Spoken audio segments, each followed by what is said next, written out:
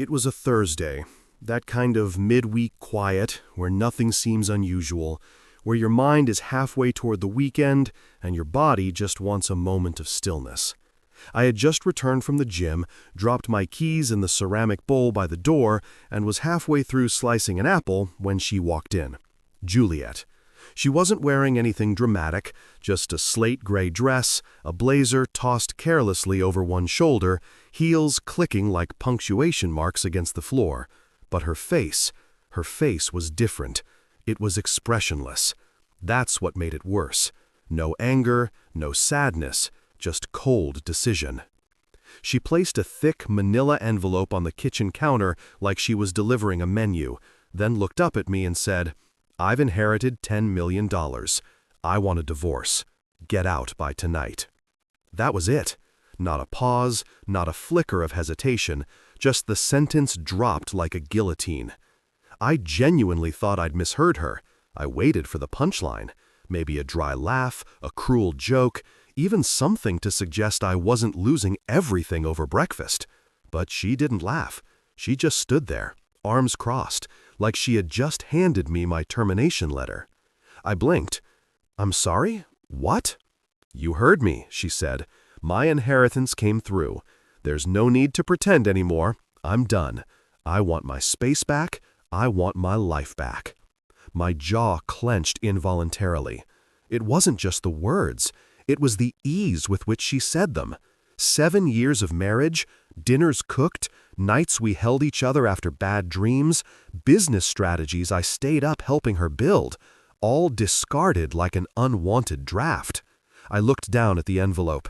It had my name on it. Bold, typed, no handwriting. That told me everything. She hadn't written this. She had prepared it, pre-planned, maybe for weeks, maybe longer. I opened it slowly, the paper slicing the tip of my finger as I pulled out the documents. A paper cut, but it felt like it bled everything. Inside were the divorce papers, a clean list of terms.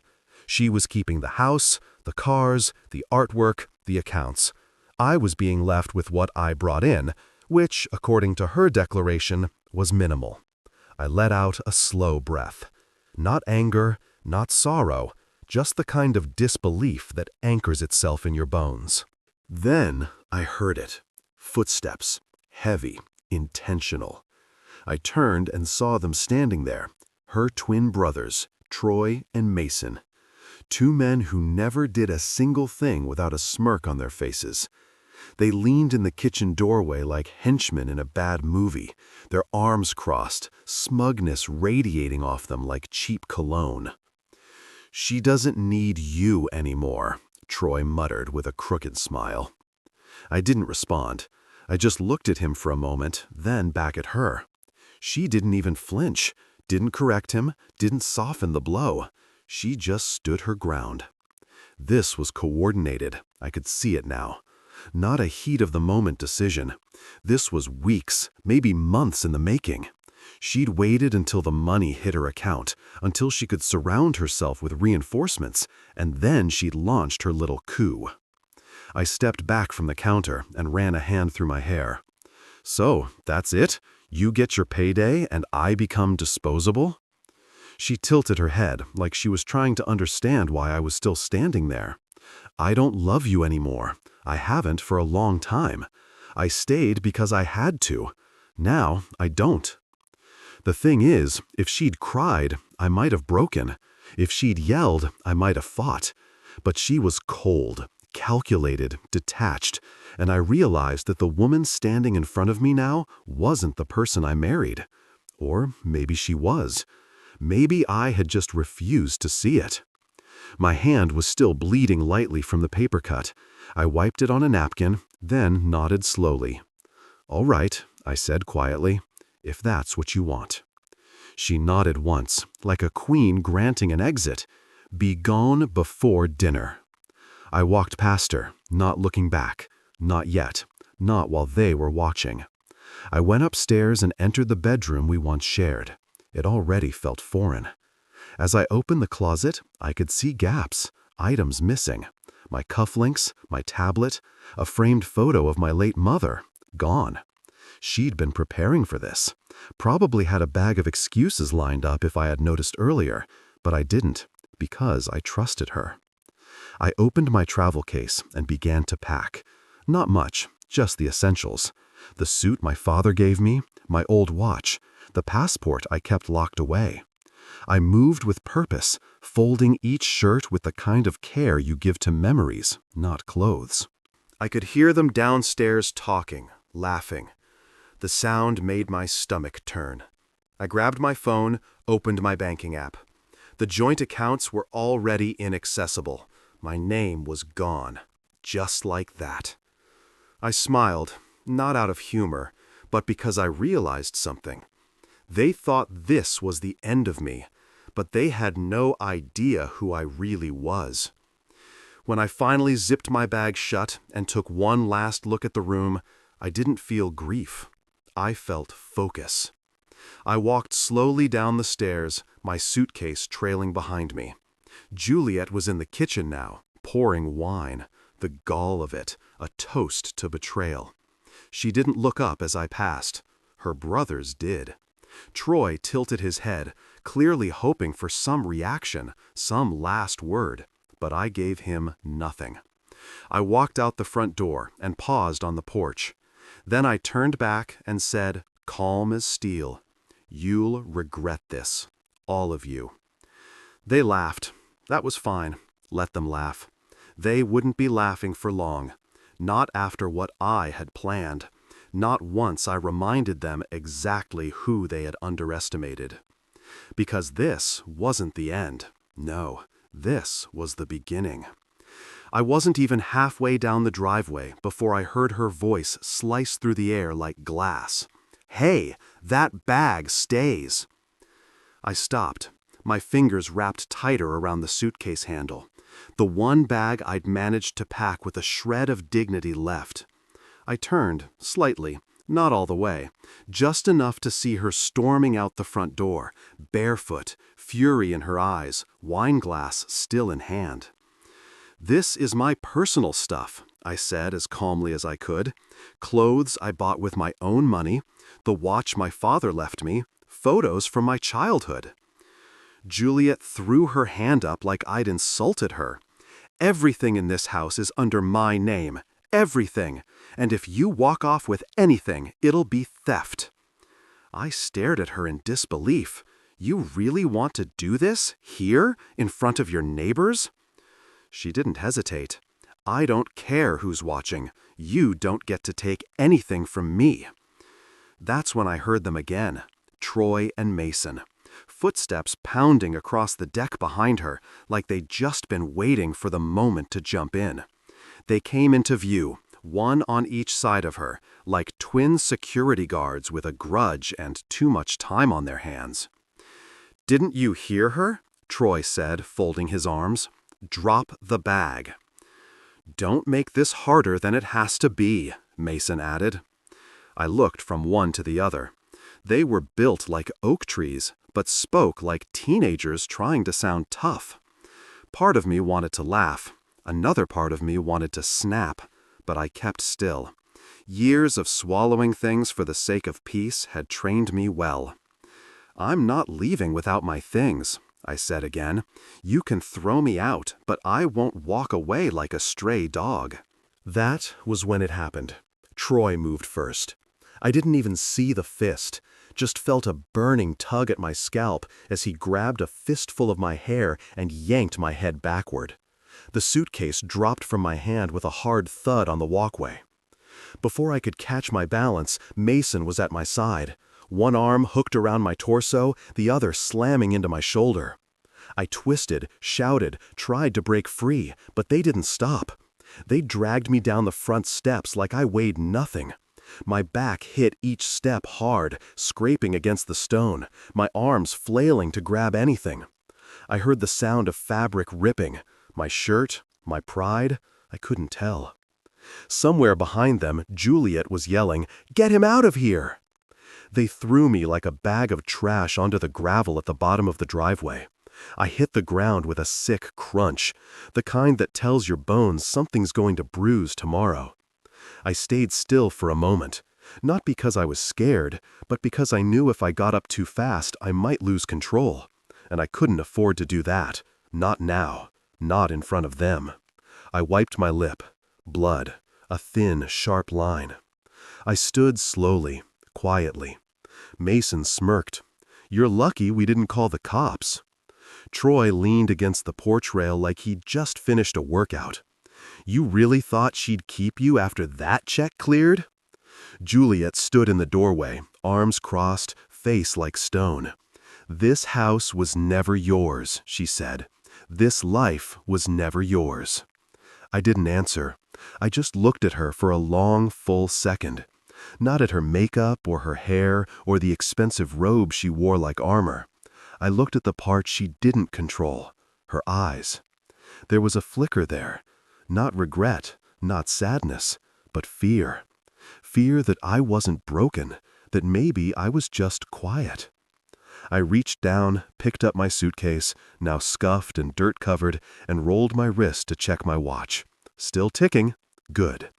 I looked back at all three of them, these so-called giants in their little castle, and said in the calmest tone I've ever used, "You'll regret this. All of you." Mason laughed like it was a punchline. "Yeah? You gonna sue us? Cry to a judge? Please. You have nothing. You're just mad she finally figured you out." I smiled, a real one this time, the kind that doesn't reach your eyes. "I'm not mad," I said. "I'm wide awake." Juliet flinched, only slightly, but I saw it. She knew me better than they did. Knew I wasn't a yeller, wasn't a fighter. I was a builder, a planner. And she had just given me something I hadn't had in years. A reason. I turned and walked away slowly. Not limping, not running, just walking. My feet steady, my mind racing. Every step I took was another nail in the coffin of the life she thought she ended. Every footfall was a promise. Because here's the thing no one tells you. When someone strips everything away from you, you stop being afraid of loss. You start seeing clearly. You remember who you are. And I remembered. I remembered every late night I spent teaching myself coding while she slept. Every investor meeting I took while pretending I was just consulting. Every share I bought under different names. Every paper I filed that she never bothered to read. This wasn't the end of my story. This was the spark. They thought throwing me out of the house would be the climax, but it was just the beginning of the first chapter. They thought I had nothing left, but they forgot one thing. I built her, and I could build again. This time without her. This time better, smarter, stronger. And when I did, I wouldn't yell, I wouldn't knock, I'd just show up. And they'd know. They'd know they'd dragged the wrong man down those stairs, and that everything they laughed at that day was going to burn down in silence. The first night on the outside, I stayed at a hotel, a quiet one by the edge of town with low lighting and worn carpets. Nothing flashy, just somewhere with a bed, a desk, and silence. That's all I needed. Silence. It's funny how after someone tries to destroy you, the first thing you miss is peace. Not revenge, not power, just peace. I sat on the edge of that bed for a long time, staring at the wall. My body was still sore from being manhandled like a rag doll, my lips swollen, my scalp tender. But inside, I felt something I hadn't felt in years. Stillness. Like when you hold your breath underwater and finally rise to the surface. They thought they had thrown me out, left me with nothing. But what they didn't understand, what Juliet never cared to ask, was who I really was. She met me when I was quiet, as she liked to say, low maintenance, a man who didn't mind fading into the background. She used to brag about how I didn't take up space. What she never asked was why I didn't. Because I had already done that part of life, the spotlight, the risk, the chaos, and I had walked away from it all, for peace, for simplicity, for her. I used to be Adrian Rivers, not the husband who helped with the books, not the man who used to work in tech. I was co-founder of Zephyr. We built military-grade cybersecurity systems. Our software protected data for governments, hospitals, even space programs. We sold it 5 years ago, quietly. Split the deal clean. I took my $18.2 million payout and vanished from the news cycle because I wanted to build a life without flashing cameras and paranoid meetings. I wanted a home, a woman I could believe in. And for a while, I thought Juliet was that woman. She never knew. She never wanted to know. She liked the version of me that wore jeans and made omelets on Sundays. She told people I did freelance work, and I let her. It was easier. Let her have the spotlight. Let her father believe he was the one who inspired her to launch her own brand. Let her brothers joke about how I was good with tools. I let them think I was small. Why? Because I didn't care if they thought I was powerful. I cared if she thought I was good. Turns out, that wasn't enough. Now, sitting in that dimly lit hotel room with a bag of clothes and a bleeding lip, I wasn't bitter. I wasn't even angry anymore. I was awake. I opened my laptop. Still had it. Still clean, still fast. I logged into one of my backup servers, accessed a series of encrypted files I hadn't touched in years. There they were. Portfolios, assets, holdings. I hadn't just sat around after selling Zephyr. I'd invested smartly, diversely, internationally. Real estate, clean energy, artificial intelligence. Most of it in trusts that didn't carry my name. My real net worth? Closer to $27 million, not including the land I owned in Utah or the licensing rights I'd quietly acquired through my dummy corporation, Tundra Holdings. Juliet didn't know any of this because she never asked. She never noticed the trips I took for coding jobs were actually meetings with hedge fund managers. She never questioned the nondescript mail I got from the Isle of Man or the Cayman Islands. She thought I was basic, and I let her, because I thought love didn't require resumes. That's on me. I scrolled through the list of properties, accounts, and companies I had kept in the shadows. Nothing flashy, just clean and insulated. I wasn't the richest man alive, but I wasn't the broken fool they thought they tossed onto the curb either. They had poked the bear, and now the bear was wide awake. I made a list. It wasn't dramatic, just bullet points typed into a notes app. But every name on that list, they had laughed at me, mocked me, touched me without consent, tried to erase me. Juliet, Troy, Mason. I wouldn't scream at them. I wouldn't threaten them. I would just start pulling the threads quietly, one by one. I took out my phone and called a name I hadn't dialed in 3 years. Drayton Wells, old friend, real estate lawyer, smart, meticulous, and he owed me, badly. He answered on the second ring. "Adrian?" "It's time," I said. Silence on the other end. Then, "You're serious?" "Dead serious. Tell me where to meet you." By the next morning, I was sitting across from him in his office, papers spread across the mahogany table. He blinked when he saw the assets. "They have no idea this is you. None. Damn."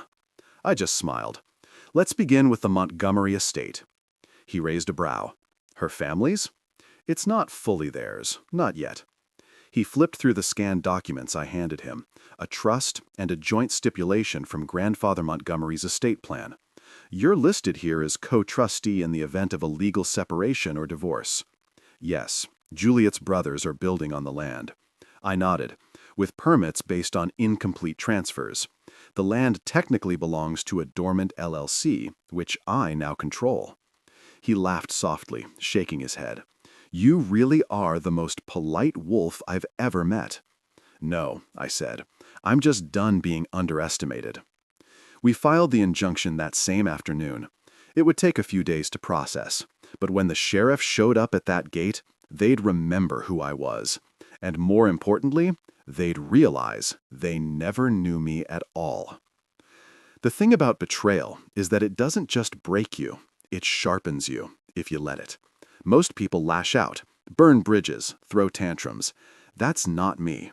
I don't explode. I recalibrate. And when I walked into Drayton's office that morning after leaving the hotel, I was already 3 steps into a game they didn't know we were playing. Drayton leaned back in his chair, staring at the old estate documents like they were buried treasure. He tapped the screen with a grin. So, they really don't know about this? Nope. You're still listed as co-trustee in the Montgomery Trust. That's wild. I nodded. Her grandfather and I had a different kind of relationship. Every Thursday, we'd have dinner. He liked to talk shop, philosophy, legacy. He didn't trust his grandsons. And Juliet, he loved her, but he didn't respect her judgment. Drayton chuckled. And now those grandsons are gutting his guest house to build a pool hall on land that hasn't been properly transferred, which gives us leverage. He looked at me with that same slow, cautious smile I'd seen him wear back in college when we hacked the campus firewall just for fun. You're playing the long game. I'm just restoring balance. Within hours, we filed the paperwork. Clean, quiet, no announcement. An injunction to halt construction on the Montgomery estate based on unclear ownership and a pending co-trustee dispute. It would take a few days to go through the system. Perfect. That gave me time to prep the next piece. I left Drayton's office and walked 2 blocks to a place I hadn't visited in over a year, a storage unit on the east side of town. Inside, buried under old equipment and boxes of archived data, were the files I needed. Juliet used to tease me about being paranoid, always keeping hard copies of legal papers. "Everything's online now," she'd say. "Sure," I'd reply, "but firewalls can be hacked. Paper is quiet." And in these boxes, I had copies of offshore transfers, silent partnerships, and real estate deeds, all under names she never knew. I spent the next 2 nights reviewing everything. Old passwords still worked, the trusts were intact, the shell companies were undisturbed. It felt like waking up an old machine, slow at first, but deadly once running. The first financial move I made was subtle. I rerouted dividends from one of my European investments, a modest property group in Lisbon, straight into a newly opened local account under a fresh alias. Then I did something even simpler. I purchased a high-powered server setup for home use, delivered to a private office I just leased under a different name. I was rebuilding the lab. And I wasn't alone. Drayton wasn't the only person I reached out to. I called Dahlia Ward, a corporate litigator and financial strategist who once helped me shut down a fraudulent acquisition before Juliet and I ever met. We hadn't spoken in 5 years, but when she heard what happened, she said, "Tell me where to show up and what to wear." 2 days later, she was at my office in a navy blue suit, heels that clicked with authority, and a fire in her eyes. "She really dragged you out by your hair?" she asked as we sipped coffee. "Yup." "Good," she said, setting her mug down. "Then she has no idea what's coming." We worked nonstop. I laid out everything. My holdings, her known assets, the co-trustee clause. Dahlia grinned as she reviewed it. "You're going to win this war in silence." That's the point. 4 days later, the Montgomery estate injunction was approved. The sheriff delivered it in person. I wasn't there to watch, but Drayton told me what happened. The workers had already started demolishing the guest house roof. Troy and Mason were outside laughing about a hot tub design when the patrol car pulled into the long gravel driveway. The moment the envelope was handed over, everything stopped. Hard hats came off, power tools shut down. Work trucks reversed out of the property like they were retreating from a crime scene. The twins argued with the officer, yelled, postured, claimed ignorance. But the deputy wasn't interested in drama. He just pointed to the official seal and said, "This structure is no longer authorized for modification until ownership is clarified in court." Ownership, a word they had never questioned, a word they assumed was their birthright. Juliet called me that night. I was expecting the voicemail, but this time she used a new tone. Less arrogance, more confusion. "You're behind this, aren't you?" she said. "Don't play dumb, Adrian. The sheriff showed up at my family's estate. My brothers nearly got arrested. You're trying to ruin us." I let her talk, let her burn out her energy. Then I spoke calmly. You never asked how your grandfather and I got along. You never wondered why he always poured me the wine first at dinner. He didn't just like me, Juliet. He trusted me more than he trusted your brothers, maybe even more than he trusted you." Her silence was like static on the line. "What do you want?" she finally asked. "Nothing you're offering," I said, "but you'll be hearing from my attorney soon." I ended the call before she could reply. The following day, I got a notification. An emergency meeting had been called by the Montgomery family lawyers. The estate was frozen. Her brothers were officially barred from conducting further renovations or transactions until the trust dispute was resolved. Juliet's name was now entangled in court documents. And this was just the beginning. They'd poked the bear. Now the bear had claws, and I was only warming up. By the time the court order froze the estate, the cracks had started to show. I wasn't sitting on some throne cackling in triumph. I was at my desk in a small rented office space with a coffee that had gone cold, watching the whole house of cards start to lean. And the best part? I hadn't even laid a finger on the structure. I just pulled out the pin they never noticed was holding it all together. Juliet's brothers had started construction on the guest house weeks before the inheritance money even cleared. Overconfident, arrogant, and dumb. They assumed the land would transfer smoothly to Juliet. They assumed I wouldn't be in the picture long enough to matter. They were wrong on both counts. Now they were facing legal action from the local planning department for unauthorized construction on contested property. Contractors were threatening to sue them for breach of contract. Equipment rental fees were stacking up, and the renovation was dead in the water. It was a domino effect, and I was just sitting back, letting gravity do its work. Dahlia sent me a message. "Probate hearing is confirmed. Juliet's being summoned." I smirked. She would have to stand before a judge and answer for the clause her family overlooked, a clause hidden in Grandfather Montgomery's will. One line buried in the fine print. In the event of dissolution of marriage, co-trustee responsibilities and partial ownership default to the surviving spouse. Me. I still remember the day I found that clause. Juliet and I were newlyweds, and her grandfather invited me to his leak house for a private dinner, just the two of us. He handed me a glass of scotch and said, "Juliet's smart, but not always wise. You're steady. You're grounded." I thought it was a compliment. Now I realized it was a warning. The probate hearing was held in a stone building downtown. I didn't attend in person. I didn't need to. Dahlia handled everything. I just watched the fallout from a distance. According to her report, Juliet walked in wearing a pearl gray suit and defiance like perfume. She thought it would be a routine formality, something she could handle with a few sharp words and a lawyer on retainer. Then Dahlia stood up and presented the clause. The judge's brows raised. The room got quiet. Juliet's lawyer whispered something to her. And for the first time in years, she lost her composure in public. She stormed out during recess. Dahlia told me she muttered something about me never being important enough to be written into the will. I laughed out loud at that one. She really didn't know. She had no clue. Not about the dinners, the trust, or that her grandfather kept me in the loop. Dahlia paused before continuing. She asked me how you knew about the clause. I raised an eyebrow, and what did you say? I told her the truth, that you'd earned it, that you didn't need to spy, you just needed to read. Later that afternoon, Juliet called again, but this time her tone wasn't angry. It was tight, afraid, like someone trying to keep control of a rope slipping through their fingers.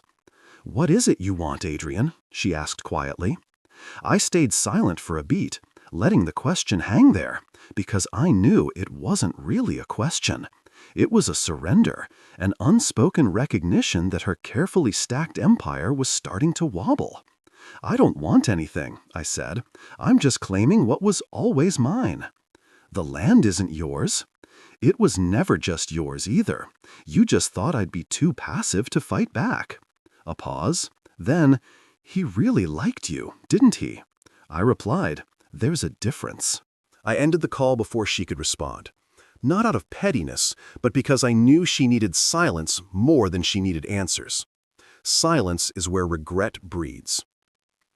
A few days later, Mason showed up outside the office. I saw him through the glass door, wearing a too-tight dress shirt and a fake smile. He knocked, waited, then knocked again, harder. I opened the door halfway. "Bold of you to come here." "Look, man," he said, scratching his jaw, "we got off on the wrong foot." "You mean the part where you and your brother dragged me down a flight of stairs?" He went slightly pale. "That was a misunderstanding. Things were heated." "Very." "Juliet's been rattled lately," he continued, his voice now shifting into that of a salesman trying to close a deal. "You got your little win with the estate. Let's not blow this out of proportion." I stepped aside, letting him see the whiteboard on my wall, covered in diagrams, timelines, and case notes. The expression on his face changed. "What is all that?" "Research," I said simply. "Preparation for what?" I looked him dead in the eye. "For everything else." He left quickly. I knew the message had been delivered. The Montgomery name wasn't untouchable anymore, and the man they treated like an accessory wasn't going to stay quiet. Within the week, rumors started to swirl in their business circles. Something about a pending lawsuit, inheritance trouble, frozen property assets. Investors got spooked. A luxury renovation project tied to the Montgomery name was put on pause. One of Juliet's public endorsements, some influencer skincare brand, quietly dropped her from a campaign. It didn't take much, just a few whispers in the right ears, just enough truth to make people question the rest. I didn't have to destroy her brand. She was doing that all by herself. I just made sure the spotlight stayed on. And as I sat in my office one evening, watching emails come in, hearing the buzz build, and watching the empire tremble, I realized something important. Revenge isn't about rage. It's about precision. And they just learned the cost of underestimating a man who once built a tech firm from scratch, walked away from millions for peace, and was now coming back for justice with a calculator, a contract, and a quiet, unshakable calm. The house of cards had begun to tilt, and I hadn't even blown yet. Juliet was thorough, I'll give her that. After she threw me out, she moved fast. Too fast. She froze our joint bank accounts before the ink on the divorce papers even dried, changed the passwords to every streaming service, removed my name from the health insurance, canceled the gym membership I'd been using for 6 years, and even revoked the credit card I used for groceries. She thought she had stripped me clean, like I was just some dependent husband she could unplug like a phone charger. What she didn't know, what she never bothered to know, was that I never needed her money to survive. I had been running Tundra Holdings for 5 years. She never once asked what it was. Tundra was quiet, hidden in plain sight, a holding company set up through a law firm in Delaware with a trust name and 0 personal branding. Through Tundra, I owned 3 small tech patents, a pair of beachfront condos in Ghana, and something else far more valuable. Her brand name, Juliet Montgomery's Signature Collection. Years ago, before she even launched the company, she was just a woman with a dream and a sketchbook. She came to me late one night, wine glass in hand, asking for help filing a business name. She had no idea where to begin. So I handled it, secured the name, paid the fees, filed the trademarks. She promised we'd transfer it into her name once things got going. We never did. Not because I was trying to trap her, I just forgot. Life moved fast. She assumed it was hers, and I didn't correct her. The royalties came through Tundra. The licensing was clean. No one questioned it. Why would they? I was just the husband in the background. Until she made me an enemy. Sitting in my office now, I opened the dashboard. Tundra Holdings. Active, profitable, untouched. She never thought to check it. Never thought to ask who owned the roof under her empire. I clicked into the contract folder and scrolled down to the licensing agreement. Tundra Holdings licenses Juliet Montgomery's Signature Collection to JSC LLC for brand use and monetization. I highlighted it, clicked Terminate. A warning popped up. This will revoke all external usage rights of this trademark. Confirm. I hit yes. Just like that, her brand had no legal right to use her own name. The next 48 hours moved fast. I sent official takedown notices to every distributor carrying her product line. Retailers, subscription boxes, boutique chains. A standard cease and desist letter citing trademark breach. Legal, surgical, emotionless. Then I waited. Not long. Day 2. I got my first call from one of her distributors. Hi, we just received a legal notice regarding the trademark for the Juliet Montgomery collection. Can you confirm this is accurate? Yes, the licensing agreement has been revoked. Will there be a new brand identity we should shift to? Not at this time. Understood. They pulled relistings before noon. Then another call, and another. By the end of the day, her skincare line had been removed from 7 major platforms. That evening, I sat back in my chair as my phone lit up. Voicemail. Juliet. I pressed play. Adrian, what the hell did you do? I just got a call from Cynthia at Elvita. She said your name's on some contract. My inventory is being pulled. What is going on? I could hear the panic bleeding through her voice. It wasn't anger anymore. It was fear. Real fear. The kind that only comes when you realize you've been dancing over a cliff and just looked down. I didn't call back. Not right away. Let her feel the silence. Let her sit in the space where she thought she had power and now finds air. On day 3, she sent a text. You're ruining everything I built. For what? Revenge? I stared at it for a while, then replied with one sentence. You're not taking anything from here. Remember? No response. She knew. She remembered that night. The driveway, the screaming. Her words spat out like venom. You're not taking anything from here. She'd said it like a queen dismissing a servant.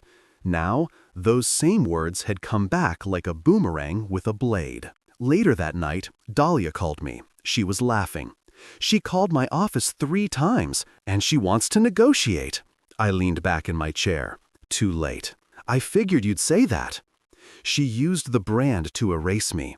She stood on it like it was built without my hands. Now she'll feel what it's like to lose something that never fully belonged to her. She's scrambling, Adrian. Her sponsors are backing out, the wholesalers are freezing shipments, and there's a rumor going around that she might not legally own her own label. Word travels fast. Good. We sat in silence for a second. Then Dahlia added, I've known you a long time. I've seen you take losses and stay quiet, but I've never seen you like this. I've never needed to be like this, I said. Because when you give everything for peace and someone responds with war, you learn how to fight in silence. Not with fists, not with yelling, but with documents, strategy, timing. They kicked me out thinking I had nothing. Now she has nothing that doesn't have my name on it. I checked the trademark registration again. Still mine, still active, still untouchable. I didn't laugh, didn't gloat. I just sipped my coffee and stared at the screen. They triggered the storm. They just never expected the rain to fall only on them. It was only a matter of time before they came crawling back. First, it was silence, just the deafening quiet of a crumbling empire. Then came the anger. Threats, voicemails, desperate emails dressed up as legal language. But I didn't respond. I didn't have to. The louder they got, the more power I had. The next message wasn't from Juliet. It was from Troy, the same man who had yanked me down the stairs like I was garbage. Now he was sending a neatly worded email requesting a mature and private discussion. I almost laughed, but I agreed. On my terms. A public cafe downtown, neutral ground, no shadows to hide in. I arrived early and chose a seat facing the entrance. No suit, no flashy car, just jeans, a dark shirt, and the confidence of a man who knew he didn't have to yell to be heard. They walked in 5 minutes late. Troy in a tight blazer, Mason in sunglasses, indoors like a clown, and Juliet between them, holding her bag like a shield. She didn't speak first. Troy did. "We appreciate you meeting with us," he said, trying to sound calm. Mason leaned in. "There's no need for things to get worse." I raised an eyebrow. Worse for who? They both looked at Juliet. Her mask was still on. Perfect posture, neutral expression. But her eyes gave her away. They were glassy, uneven. Not angry, exhausted. She tried to speak, failed, then tried again. I didn't know you still had access to the trademark." "You didn't ask," I said simply. You assumed I was stupid. You assumed I'd roll over and disappear." "No," she said quickly. "I assumed you'd never use it against me." I tilted my head. Why not? Silence. She didn't have an answer. None of them did. Because the truth was simple. They thought I was too weak to defend myself. That I would walk away like I came, quietly, invisibly. Mason cleared his throat. "Look, we're not here to rehash old wounds." "Good," I said. "Then let's talk about how you're going to fix the new ones." Juliet's eyes flicked up at me for just a moment. Something cracked there. Not the whole mask, just a fine line across the surface. "What do you want, Adrian?" she asked. There it was, the real question, the one she had been dancing around for weeks. I leaned forward slowly, not aggressive, just enough to make sure every word landed. "I want what you tried to steal, what you pretended was yours alone. The land, the brand, the narrative. I want the truth back in my name." "That's not a legal term," Mason said. "It's not legal advice," I replied. "It's a condition." Troy frowned. "You're trying to ruin our family?" I sipped my drink. "No, I'm just showing people who your family really is." Juliet's voice dropped lower. "What would it take for this to stop?" I looked her in the eyes, calm, direct. "A public apology. One that admits what you did. One that clears my name and confirms my role in everything you built." "That's unreasonable." "No, Mason," I cut in. "What was unreasonable was dragging a man by his hair down a flight of stairs in front of his neighbors. What was unreasonable was freezing his accounts, slandering him to family and friends, and laughing while erasing his contributions." Troy shifted uncomfortably. Juliet swallowed hard. "I built that brand," she whispered. "And I never said you didn't. But I filed the trademark. I protected it. I supported it when it was nothing more than a sketch and a dream. I paid for the prototype runs. I negotiated the first supplier contract you forgot to read.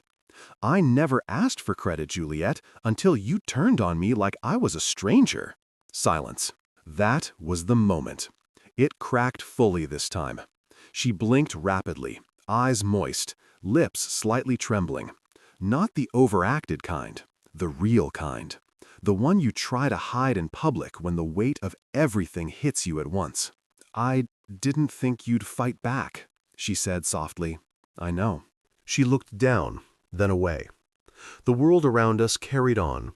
Clinking cutlery, quiet laughter, a child somewhere giggling in the background. But at that table, it was just us. 4 people sitting on the wreckage of arrogance and assumption.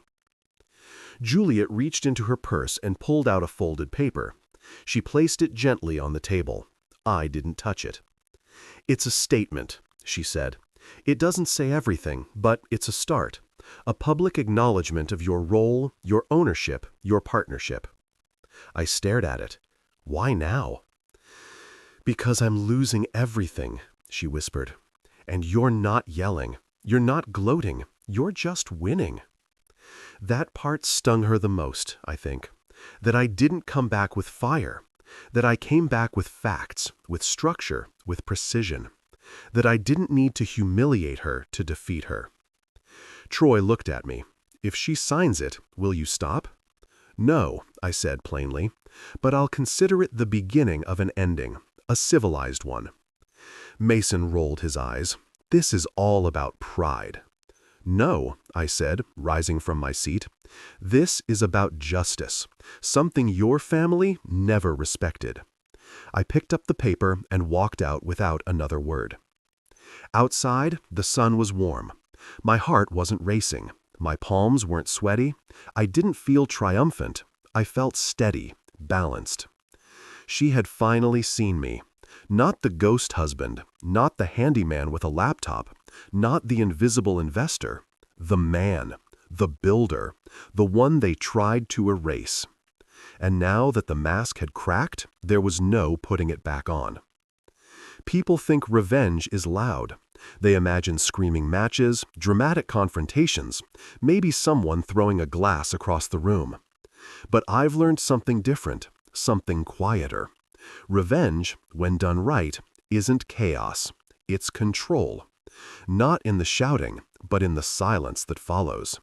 Not in the flame, but in the shadows that spread when you remove someone's light. That's why I bought the ad space, a full-page spread in the Globe Times, Juliet's favorite magazine. She once told a journalist during an interview that being featured there was her definition of legacy. She framed that article in her home office. It was still hanging the last time I saw it. The ad took up the entire back page, a clean, white background, centered, unmissable text in an elegant black font. To the Montgomery family, thank you for showing me who you really are. I forgive you, but I'll never forget. I've moved on, stronger, sharper, free. And below that, the logo of my new firm, Rivers Reclaim Group, a consulting agency for betrayed spouses. For every man and woman who'd ever been thrown out, erased, blindsided, and told they didn't matter. This was a place to rebuild quietly, powerfully. I didn't need to rub salt in the wound.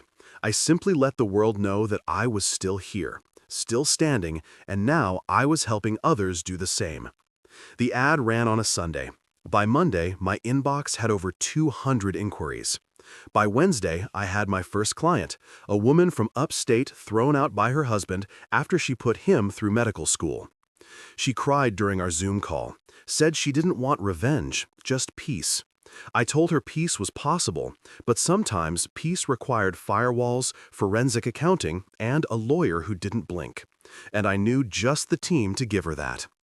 Juliet, meanwhile, was crumbling. The public apology she gave at our last meeting didn't fix things. Not really. Her brand, already under scrutiny after the trademark fiasco, took a nosedive. Retailers who had once boasted about being powered by Juliet's passion now quietly removed her name from their catalogs. Then the influencer fallout began. She'd spent years curating her image. Dinners with fashion editors, photo shoots in Tuscany, interviews where she smiled like betrayal never lived in her bones. But the moment my ad dropped, everything changed. People started digging. Screenshots resurfaced. A post from a year ago where she thanked my husband for being my calm while I chased the storm. Someone commented, "Is this the same man you kicked out of the house when the inheritance came in?" The comment got thousands of likes. Her sponsors noticed. 2 beauty companies dropped her within a week. A luxury hair care brand issued a vague realigning with our values statement that didn't mention her name, but everyone knew. She posted a video. Tearful, filtered, practiced. "I've made mistakes," she said, voice trembling just the right amount. "I was in pain. I acted from fear, but I never meant to hurt anyone." It might have worked, except the next day, the Globe Times published a follow-up, an editorial piece titled "The Cost of Power, When Love is Just a Brand Strategy." The article didn't accuse her of anything outright, but it asked hard questions. Questions like, what happens when a woman builds a business on borrowed loyalty? What happens when the person in the background decides to speak? They included my ad in the piece. Blurred out in the background, but unmistakable. I didn't write a rebuttal. I didn't give an interview. I didn't say a word. Because silence, when earned, is louder than noise. Juliet called again, this time from a private number. I didn't answer. She left a voicemail. "Please, can we talk? Just just for 5 minutes. She sounded tired, like someone who'd been walking through fog for too long and finally realized it was smoke. I listened to it twice, then deleted it. Because here's what no one tells you about healing. You don't owe it to the person who broke you. That week, I hosted a free workshop online, Rebuilding After Betrayal. I expected maybe 40 attendees. We got over 600. Divorced women, abandoned fathers, stay-at-home spouses cut out of business deals, quiet geniuses who had been used, discarded, or erased. And every single one of them said the same thing in some form. I just want to feel seen again. That became our mission. Not revenge, restoration. The Rivers Reclaim group grew fast. Too fast, maybe, but I was ready.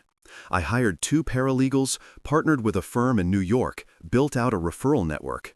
The money came in, and so did the stories. And Juliet? She vanished. Her social accounts went dark. Her website redirected to a broken page. The Juliet Montgomery signature collection was officially marked discontinued on 4 major beauty platforms. I got a letter from her lawyers offering to sell back the brand for pennies. I declined. It wasn't about the name, it was about the principle. One morning, about a month later, I stood in front of a mirror. Same man, same eyes, same steady hands, but different. Not angry, just clear. Clear about who I was, what I'd survived, and who I was becoming. My phone buzzed, an email alert, another client, another story, another life ready to be rebuilt. I smiled, because the woman who once told me I didn't take up space had watched me carve out a place in the world without raising my voice. And in doing so, I'd become what she never expected. Unforgettable. I didn't think I'd ever walk through that front door again. Not after what happened. Not after the staircase, the suitcase, the blood on my lip. But life has a way of circling back, especially when you've done the hard work of standing still while others collapse under the weight of their own arrogance. It was a Wednesday morning when Dahlia called. Her voice was casual, but I heard the smile tucked behind her words. "The estate's been revalued. Your counterclaim was approved this morning." I blinked. "Wait, already?" She chuckled. "You're back on title, fully." I didn't say anything for a moment, just stared out the window in my office, watching sunlight stretch across the hardwood floor. "Adrian," she said, "it's yours again. Every inch." That afternoon, I drove out to the property. I didn't rush. I wasn't going for war or nostalgia. I was going to see what remained after they tried to erase me. The gates were still as grand as I remembered. Black iron etched with the Montgomery family crest. I pulled up slowly, waiting for the guard to stop me. There was no guard, just movers. 2 trucks in the driveway, boxes being carried out, tape guns screeching, labels written in frantic, messy handwriting. Juliet had chosen to leave. Her attorney had called Dahlia the night before, offered to vacate quietly if we agreed not to pursue damages. I'd already gotten everything I needed, emotionally, legally, financially. I didn't need to crush her. She was doing that all by herself. The door creaked when I opened it. Same marble floors, same cold air. But the house felt smaller, somehow. Not physically, spiritually. It had lost its illusion. Gone were the echoes of fake laughter, the staged dinner parties, the tight smiles meant to impress people who didn't care. I walked through the foyer and into the living room. The walls were bare. No paintings, no curated bookshelf, no matching gold accent vases lined up just so. There was a single box in the corner marked Miscellaneous. Inside it, a photo of Juliet and her brothers at the estate launch party.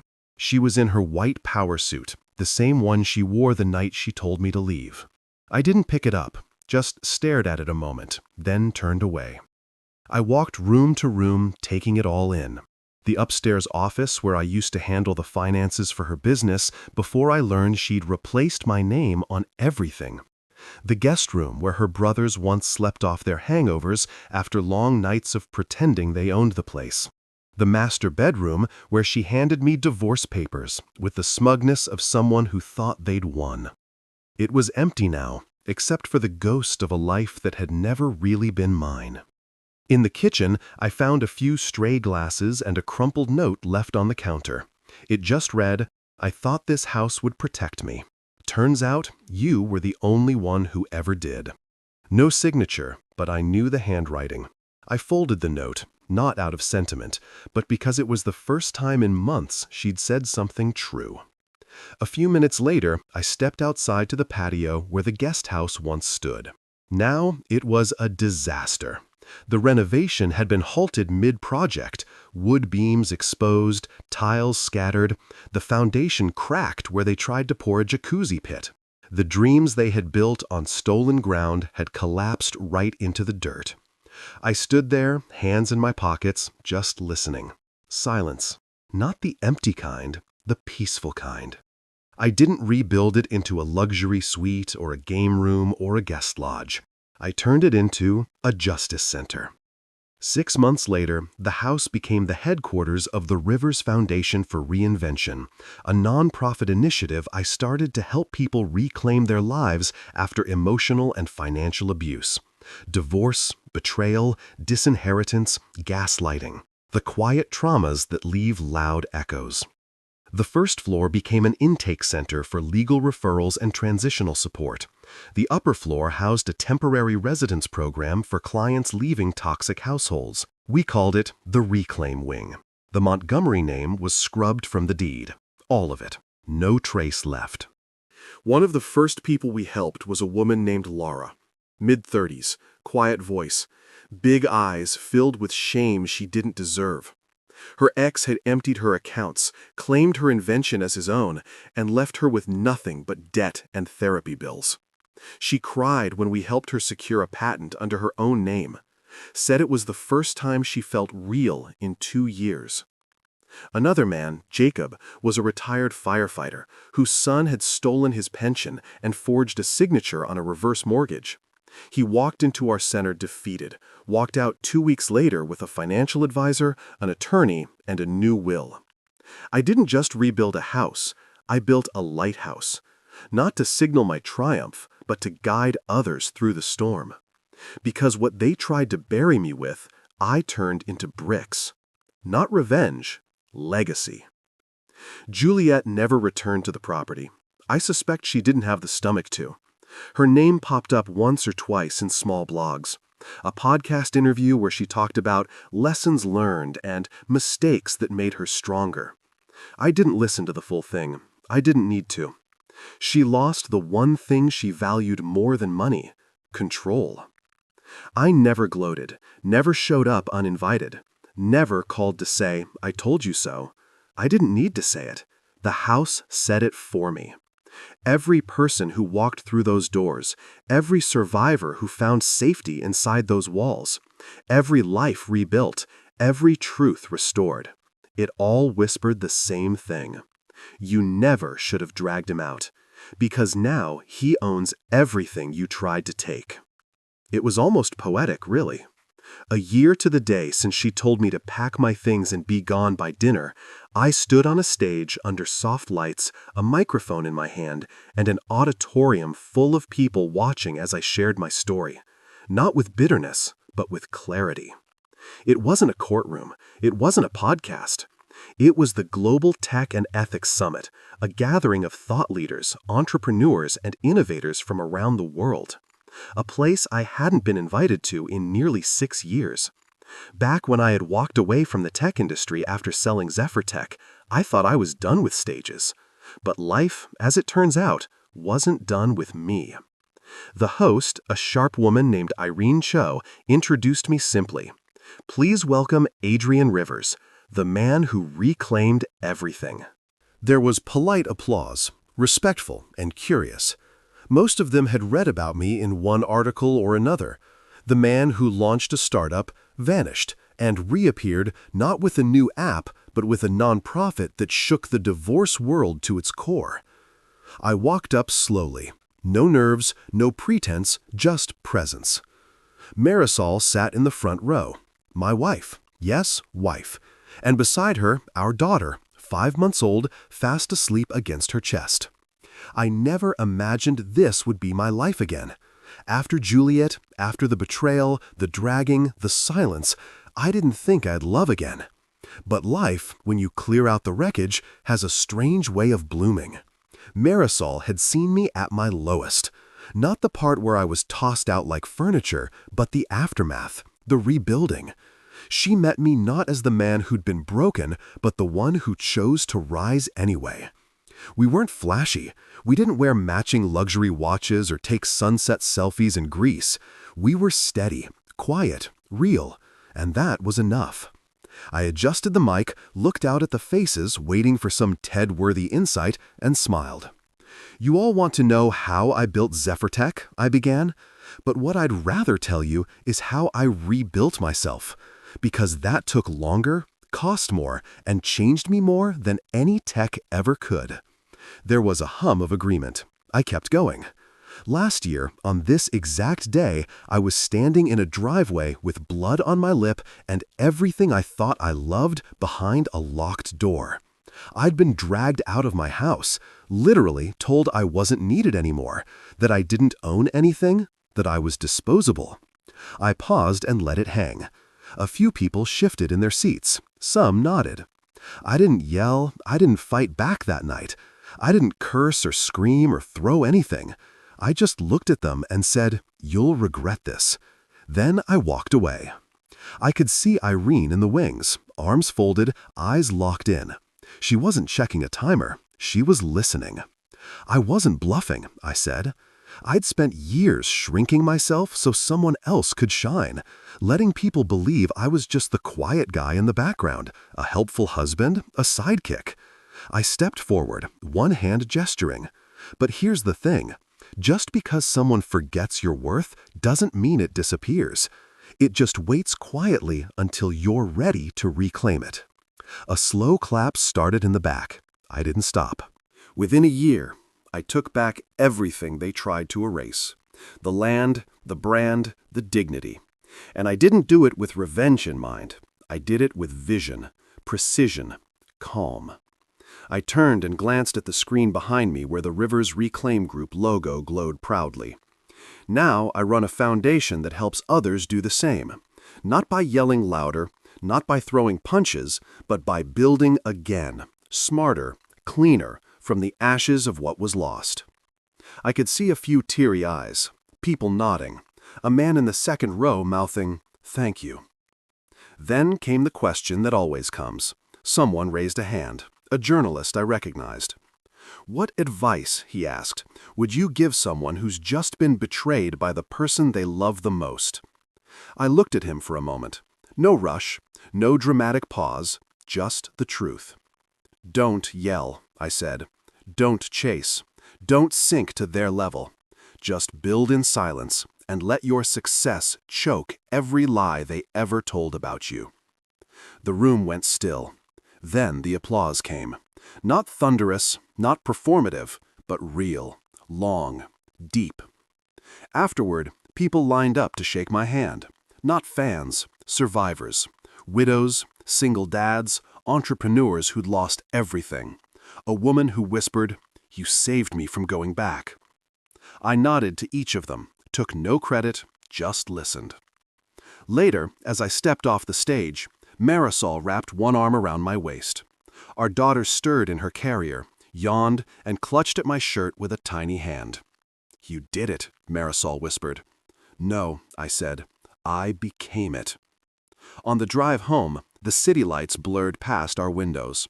I thought of the Juliet who had once smirked while saying, "You're not taking anything from here." And now, a year later, I sat in a car I owned, beside a woman who saw me, really saw me, and in the back seat was a little girl with my smile. I checked the watch on my wrist, the one Juliet had once tried to claim in court. She lost that claim, like everything else. But it wasn't the loss that mattered. It was the realization. She thought it was over when she threw me out. She thought that dragging me down the stairs, freezing my accounts, and rewriting history meant she'd won. But she forgot something important. You can't destroy someone who knows how to rebuild. You can't bury a man who remembers where he planted his roots. So, as we pulled into our driveway, I smiled. Not out of revenge, out of peace. Because the man they dragged out by his hair, he didn't just survive. He became it. And now he owns the world they used to rule.